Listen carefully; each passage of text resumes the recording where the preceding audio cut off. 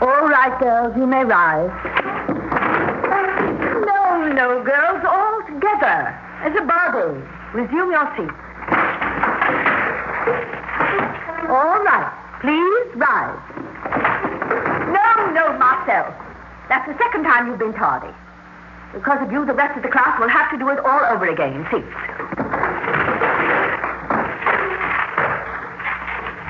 Now, all together. Rise. No, Marcel, you're out of step again. We must all leave our seats together. Marcel, no one has been excused. Come back here. Come back here. You two older girls, get her, bring her to my office. The class is dismissed.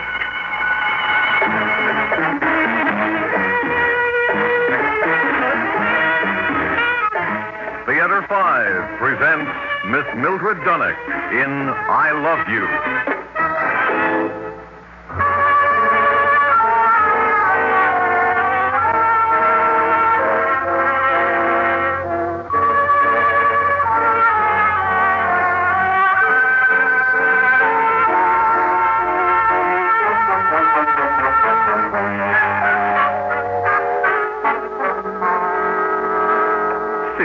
Please calm yourself. I am calm. You can't be pacing the room that way.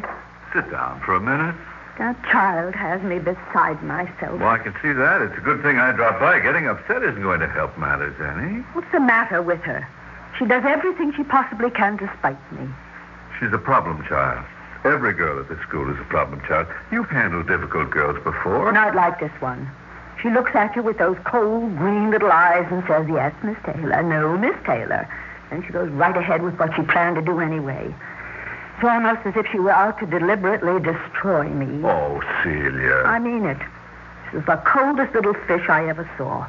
She doesn't feel anything. Oh, all the girls something, you know that. Not this one, Cards. She's been thrown out of the best girls' schools in the East, and I think she's determined to be thrown out of this one. This is the end of the line for her, the school that handles problem girls when everyone else fails, and mostly because of me. She knows that as long as I'm headmistress of Blair Hall, she'll never get away with it. So she's out to destroy me. Oh, Celia, that's fantastic. Fantastic's the only word that describes her. She's a little monster. What? That's the only proper word for her. Capable of setting fire to this school as she is of pulling the wings off a butterfly. She's not a child at all. She's a crafty, clever, plotting, evil little monster. Now, Celia, you've just got to get control of yourself.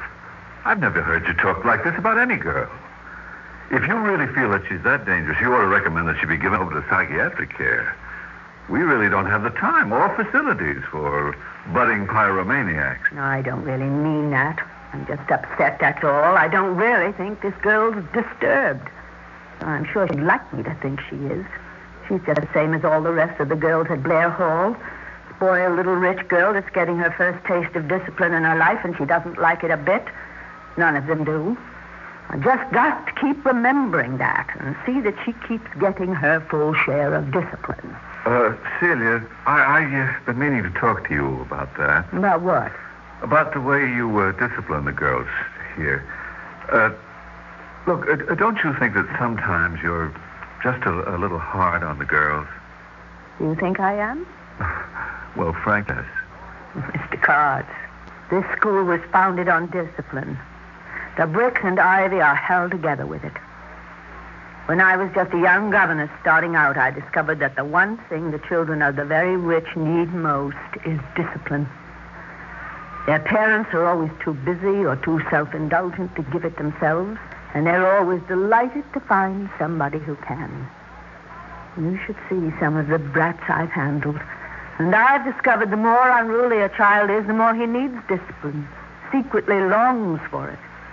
Because the parents couldn't discipline themselves, they couldn't discipline their children, so they have to hire somebody who can. When they found out I was a person who could, they built this school for me. But this isn't a workhouse orphanage out of Dickens. No, but it's a reform school for the very rich, and don't you forget it.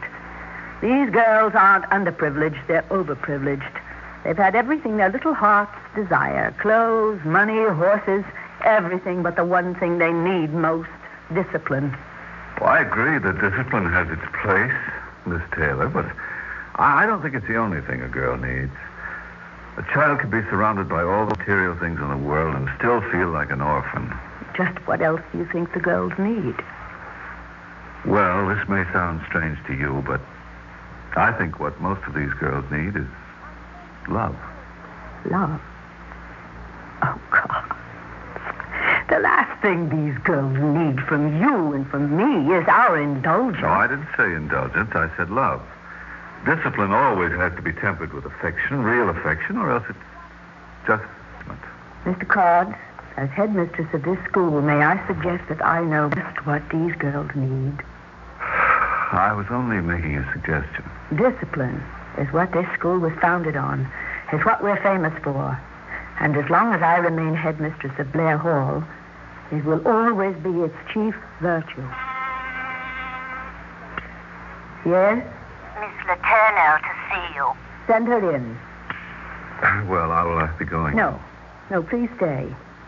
You can see for yourself just how much love this child is capable of. Well, don't just stand there, Marcel. Come in. Stand up straight when you walk. Head up. Shoulders back. Don't slouch. When you stand before me, you stand at attention. Is that clear? Yes. Yes, what? Yes, ma'am. Whenever addressing an older person or a person in authority, always use the correct form of address as a mark of respect. You've been told that before, haven't you? Yes. What? Yes, ma'am. Don't be so recalcitrant, young lady. You're hurting no one but yourself. Are you aware that your uniform is dirty? Yes, ma'am. And you dare to report to this office in a soiled uniform and dirty socks? Yes, ma'am. Why? I forgot. In the future, see that you do not forget. I should send you back to your room right now to change, but I have very little time to waste on people like you. I called you in here to discuss your conduct in class this afternoon. But while waiting for you to show up, I've been going over your record here at Blair Hall, and frankly, it isn't an enviable one. Do you have anything to say for yourself? Well? No. No what? No, ma'am. That's a perfect example of what I'm talking about. You've been here 6 months, and you still pretend you don't know the proper form of address. You do, don't you? Yes. Then why don't you use it? Because I don't want to. Because you don't want to. You think that's sufficient reason for you to do anything you don't want to do? Well, I'm here to tell you, young lady, there will be many, many things in this world that you will have to do, even though you don't want to do them. And I'm here to see that you do. Now, is that clear? Yes. Yes, what? Yes, ma'am. Well, that's better. I'm not going to go over your enviable record since you've been here. Tardiness, slovenly dress, disrespect, screaming in the halls at night. I had a nightmare. You didn't want to go to bed. I was scared. You had a temper tantrum because you didn't have your way. That's not true. You will speak only when spoken to, young lady. Do you understand? You're a liar. Silence. Now, you're not going to draw me into a childish, pointless argument over who did what 3 months ago. We're here to discuss what took place in class this afternoon. Why did you leave before class was dismissed? I thought you dismissed the class, Miss Taylor. I did no such thing. Yes, you did. You said class dismissed, so I got up and ran. Marcel, that is not true, and you know it. But you did, Miss Taylor, you did. Now, who's lying, Marcel? You are. You see, Mr. Cards, it's pointless to try and have a rational discussion with someone who's incapable of discussing events honestly. Like the obdurate little animal you are, you will respond only to discipline. Do you have anything to say before I tell you the penalty of your actions this afternoon? Very well, then. I was going to deprive you of all privileges and confine you to your room for a month. But due to the kind intercession of Mr. Cards here, I've decided to be lenient. You will lose all your afternoon free periods and all sweet shop privileges. Is that clear? Yes. And one other thing. For not addressing me with the proper title of respect, you will take down all those stupid movie star and horse pictures you have over your bed. No! Until now, I've closed my eyes to them, but from now on, you're going to live up to the letter of every law of this school. No! Those pictures are mine. And furthermore, we'll have no more emotional outbursts every time somebody runs counter to what you want. I hate you, Miss Taylor. I hate That's you. enough of that. I'm going to kill you if I can. I'll kill you. Marcy, no. And if I can't kill you, I'll get somebody who can. Marcy, please. Go to your I'm going to kill you. I'm going to kill you. You've got to... Because I hate you, Marcy. I hate you.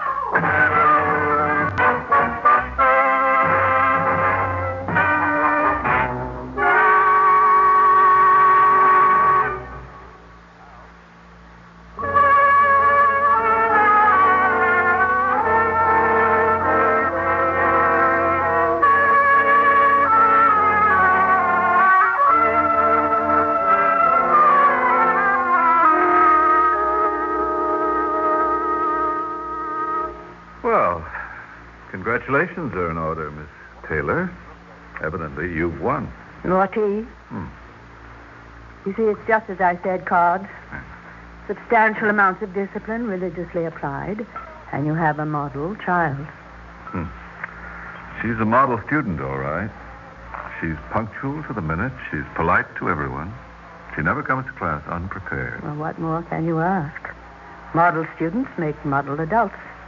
And that's what we're here for, to turn out model little adults. But that's just it. She's nothing but a little model. She doesn't laugh anymore. She doesn't speak unless she's spoken to. I haven't seen her play with the other girls once since you locked her in that room for that month. Well, we can't expect miracles, Cards. You can't change the basic person. She was highly antisocial when she came here. But this is different somehow. Well, it's as if all her spirit had been killed. As if she was dead inside. You're nothing but a sentimental old fool, Cards. That's why you'll never be anything but an old-maid English professor. Our little Lillian isn't dead. She's only defeated. She's like a colt broken to halter. If she's quiet, it's only because she's surprised and hurt. Things aren't like they used to be in the fields. And after she gets used to it, she'll be all right. But even you yourself have been disturbed over some of the strange things that have been happening. The flash fire in the laundry last month. The insecticide that got spilled in the cafeteria soup. The day you thought one of the girls tried to push you downstairs. Oh, for a while, I thought it might be our little Miss Marcel. Then that new girl we got. What's her name? Who? That daughter of that manufacturer. Ianello? Yes, that's the one. Geraldine Nello. She came to Blair Hall about the time all these things started happening. And her parents sent her when they discovered she was the one who had pushed her little brother down the stairs. The day one of the girls shoved me, both she and Marcel were standing nearby, but Geraldine was the closest. And she had a curious grin on her face. Well, I guess I can forget about the notes. Notes? What notes? Oh, one day the Ianello girl came up to me on the hockey field and told me that Marcy spent most of her time in her room writing notes. What kind of notes? I don't know. She just told me that Marcy sneaked out of her room late at night and left them down by the road at the fence. Well, I strongly suspected at the time that she was making it all up just to curry favor. Well, why didn't you tell me this before? Because I didn't think it was true. And you'd been quite hard enough on Marcel up to that point. Besides, what harm could notes do? You're an idiot, Cards. She's trying to make contact with somebody on the outside. What? We haven't beaten that little girl at all. She's just changed her tactics. Well, you don't think... Get that Ianello girl down here at once.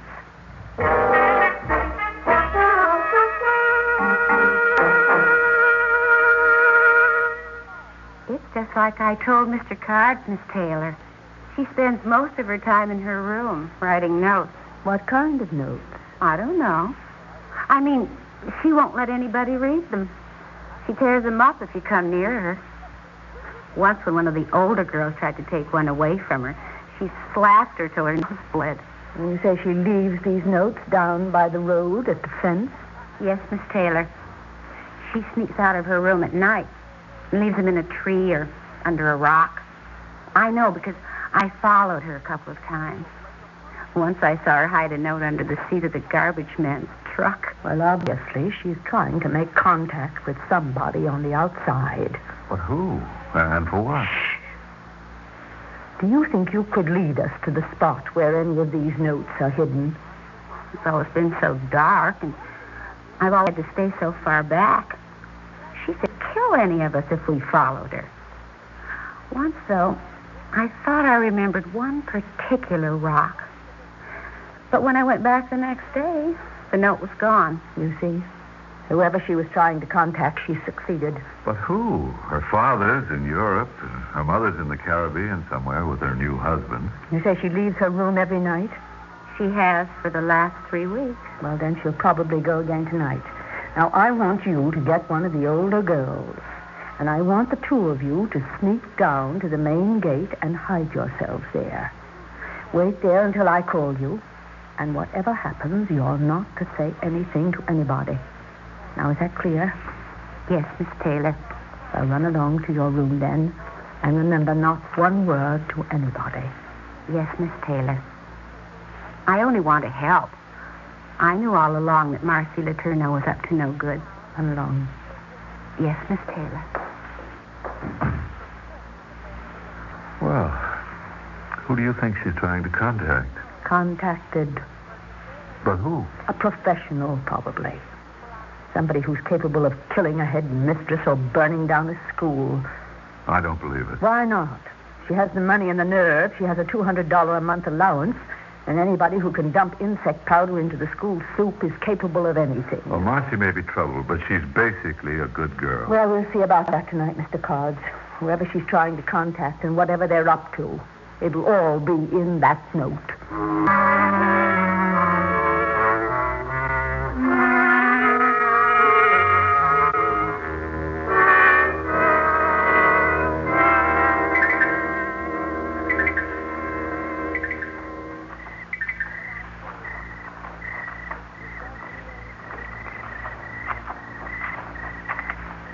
She's not coming. Quiet.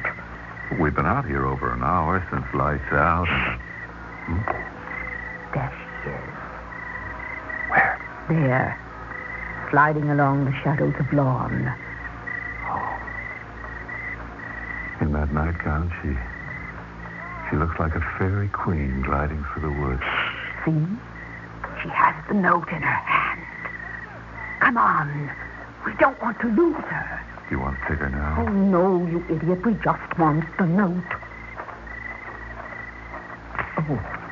Oh, be careful, you clumsy idiot. We don't want to frighten her. She looks like a child lost in the woods in her nightgown. She's looking for a spot to hide the note. There. See? In the cleft of that tree.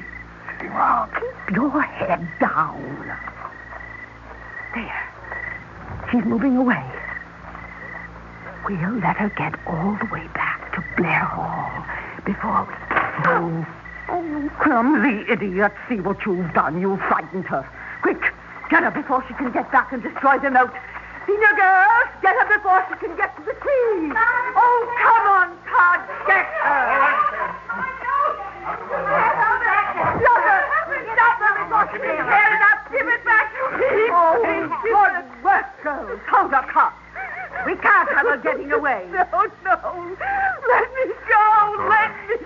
You see, you thought you were a little too smart for me, didn't you? Well, let me tell you, I've been on to you since the beginning. No, Dale. Please give me back the note. It's mine. Please, I'll do anything you ask. Only please give it back to me. Please give it back. It's too late for all that. I've caught you red-handed, and now I have all the evidence I need. No, Miss Taylor, please. Girls, please. Take her to her room and lock the door. I'll be up to deal with her presently. Yes, Miss Taylor. No, Miss Taylor, please give the note back to me. It's mine. Oh, please give it back to me.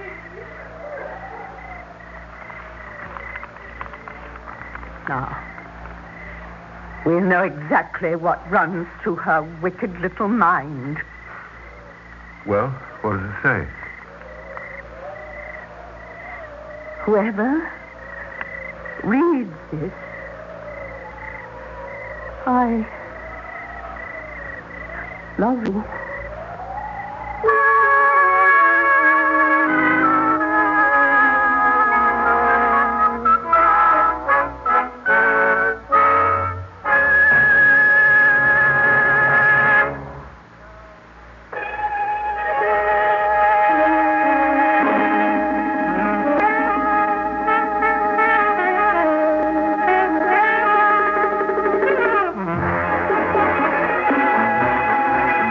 Theater 5 has presented I Love You, written by George Bamber, based on an idea by Meyer Levin, produced and directed by Warren Somerville. In the cast, Mildred Dunnock, Paul McGrath, Rosemary Rice, and Evelyn Juster. Audio engineer Neil Post. Sound technician...